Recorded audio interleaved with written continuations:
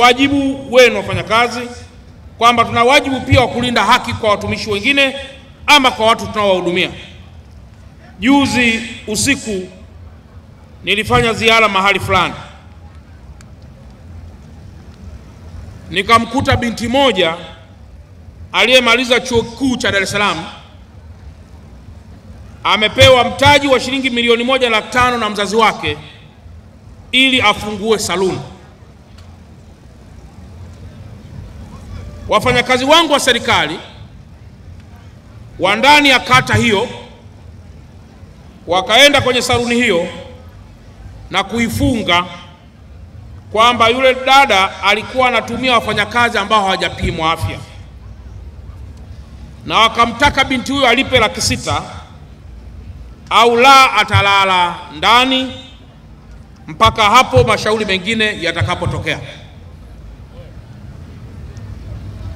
Kauli zile za wafanyakazi wale, na kwa sababu ilikuwa ni siku zinazoelekeana na siku ya wafanyakazi duniani, niliona kwa namna ambavyo baadhi ya watumishi wetu wanaweza kuwatoa machozi watu ambao wanaipenda serikali yao. Kwa hiyo viongozi wetu wa TUCTA nilitoa maelekezo kwamba kwanza wale watu wasimamishwe kazi,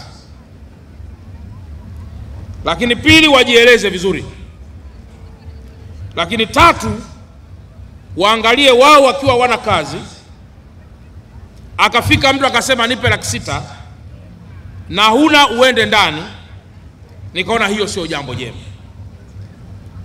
Kwa hiyo leo tunaposherehekea sikukuu ya wafanyakazi, kila mmoja bebe wajibu ndani ya moyo wake kwamba sisi ni watu ambao tunabeba taswira ya serikali. Mfanyakazi mwenzetu mmoja tu anaweza kuharibu kabisa mnyororo wa taswira ya serikali na serikali yetu ikashindwa kupendwa.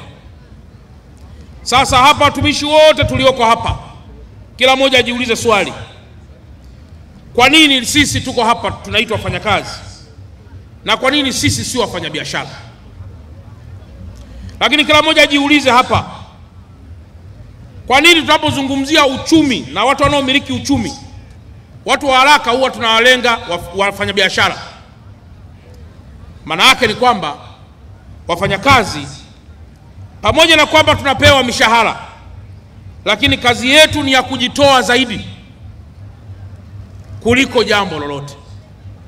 Kwa hiyo naomba sana wafanyakazi wote wa umma mlioko hapa tuendelee kufanya kazi kwa kujitoa, huku tukiamini kwamba tunafanya kazi ya umma yenye maslahi mapana kwa taifa, pengine hata sio maslahi kwetu wenyewe.